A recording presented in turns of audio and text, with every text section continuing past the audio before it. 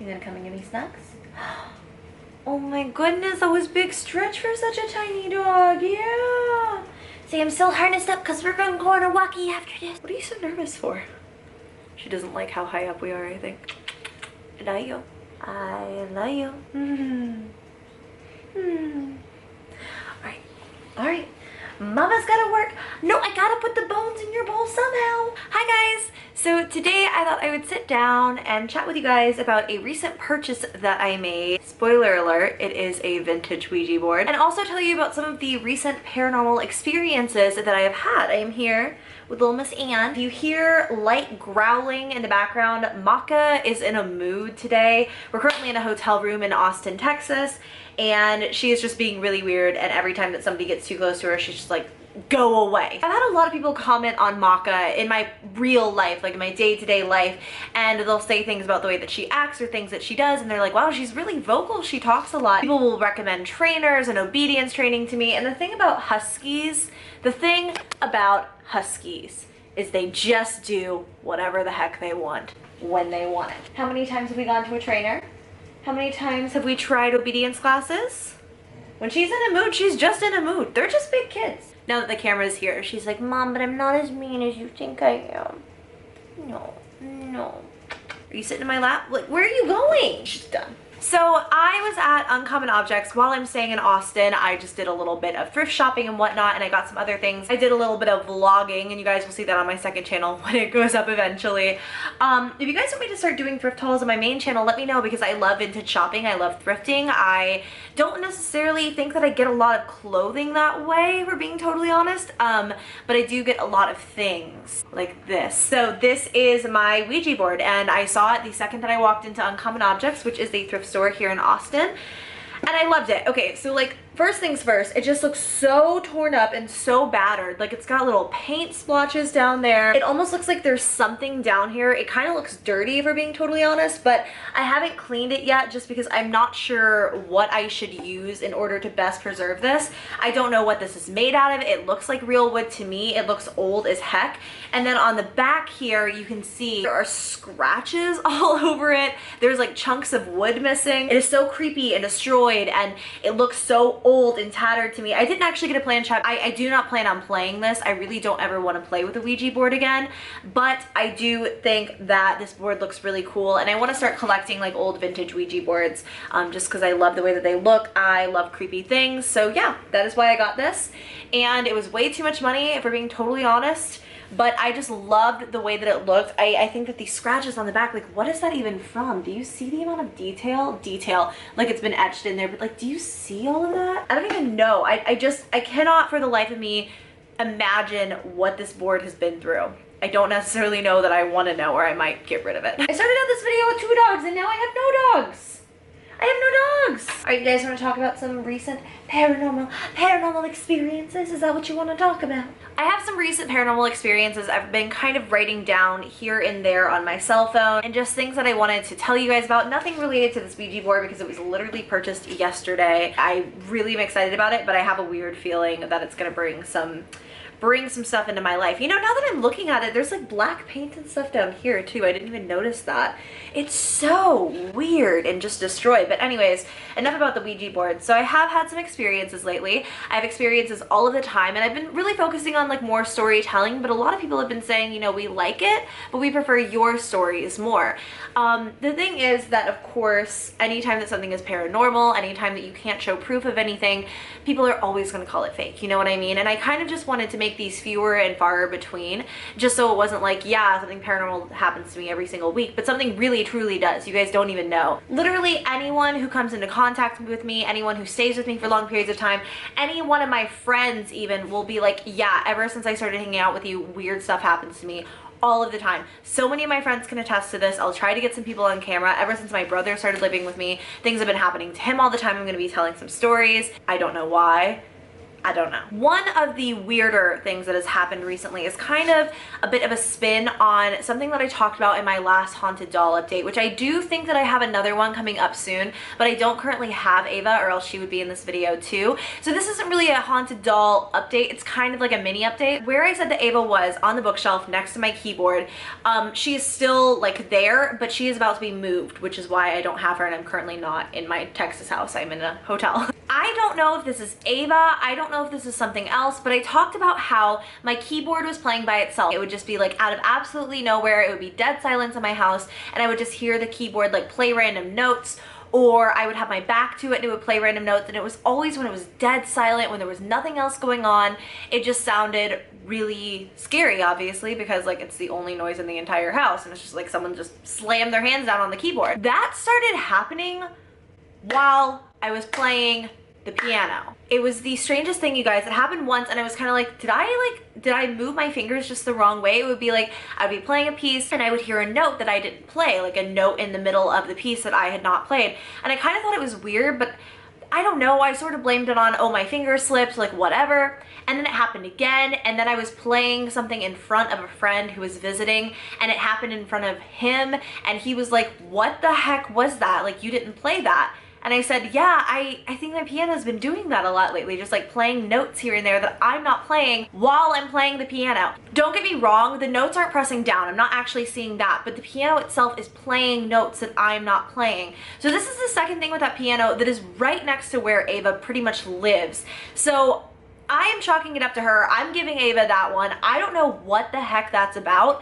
but it got to the point where I was just like, I'm not gonna play it in the middle of the night anymore because it just freaks me out so badly. So now I only practice piano during the day. Super duper duper creepy stuff. And just, it's so unsettling because I can't explain it away. I can't put any logical spin on the piano just playing random notes when I wasn't playing it. Now it doesn't do that at all anymore. It just plays random notes when I play it. I don't even know what to say about it. It's so weird, but I kind of wanted to give that mini like Ava update. She is still alive and well in my home. One thing about having two dogs in such an enclosed and tiny space is I have dog fur all over me all of the time, and it's driving me crazy. This next one is very personal to me and I debated not sharing it because I haven't really shared a lot of the experiences I've had with my dad being gone, but I want to share this one. If you are a new subscriber, if you do not already know, my dad passed away in October of last year. He was my best friend. He is my best friend. And I have what I feel is like constant communication with him still. Ever since he passed, it's like I will dream about him all of the time, where like it's not just like I dream about things that we did or like whatever. It's like we're communicating and he's telling me things and helping me through my problems and things like that. And I feel like he's always with me and always visiting, and there have been things here and there that I've been like, that is my dad. There's nothing else, that's my dad. But this one I feel is like kind of, it's eerie and it's weird, and so it's something I did want to share, even though it's still a very sweet experience in my opinion. Something I know I've talked about before is catching very heavy whiffs of like perfume and cigarette smoke with my grandmother. Now I know that I said the cigarette smoke, I don't know if I ever talked about her perfume, but I would always smell like this mix of like a woman wearing very florally heavy perfume mixed with cigarette smoke, and how it was always like my grandmother, like something would happen after that. My dad described it his whole life and how he would just feel like she came to see us all the time, and how I've always felt like her presence even though I never even knew her. I feel like this just has to be my dad, and it gives me goosebumps to even talk about. It's a happy thing. So it started in LA. My brother kind of walked up to me and he was like, hey, like, I don't want you to think this is weird. I don't want you to get scared, but I keep smelling dad's cologne, like his aftershave, that sort of stuff. It's like how he smelled, his mixture of everything. It's not a specific cologne. It's not a specific aftershave. It's like all of the things that he would use combined, and it would make this very specific smell that was always just my dad.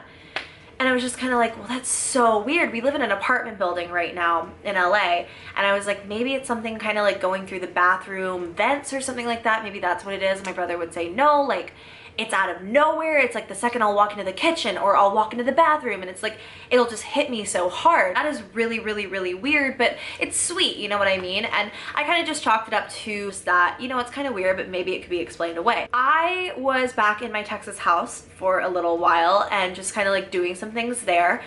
And while I was in that house, I was just having a really bad day, just like a really rough day emotionally, like work-wise. I was so busy and so stressed out, and I was just having a rough day. I walked into the kitchen, and as I was walking into the kitchen, not under a vent, not anything like that. The air isn't even running in that house right now. It's been broken for like the last several months. It hasn't even been an issue until recently because Texas has been so mild lately. But anyways, I walked into my kitchen and I smelled that smell. I smelled like my dad, the mix of his cologne and his aftershave and all of these things. And I just stopped and I was like, oh my God. And I tried to breathe it in again, and it was just gone. It had vanished so quickly. And I ran around my kitchen, I ran around my living room trying to find it almost. But it was so weird. It lingered for like the eenciest, babyest bit of a second, and then it was just gone. And I thought it was so crazy, but it really was comforting. It was like I smelled it, and before I had that moment of like reaction where I was like, that's like my dad, like what the heck? I was so calm. And for the rest of the day, I was just like, my dad was here. You know what I mean? Like it was just a really sweet and positive experience, but I think still kind of like creepy and weird. So I wanted to share it no matter what. That one doesn't like scare me. I really do think it was just my dad like coming to visit. But speaking of LA, another thing that happened there. Now, this is just so funny to me because this place, this apartment complex is brand new, built within like the last 2 years. I am the only person to ever live in my apartment. And of course, something weird happened the first week that I moved in. Now, my animals have not actually been to LA yet. It's just been Christian and I in the apartment. Nothing had happened. My apartment was not creeping me out. I definitely was like, this is one of those scenarios where this place could never be haunted for me. I never really go into a place thinking about it anymore just because I experience so much all of the time anyways.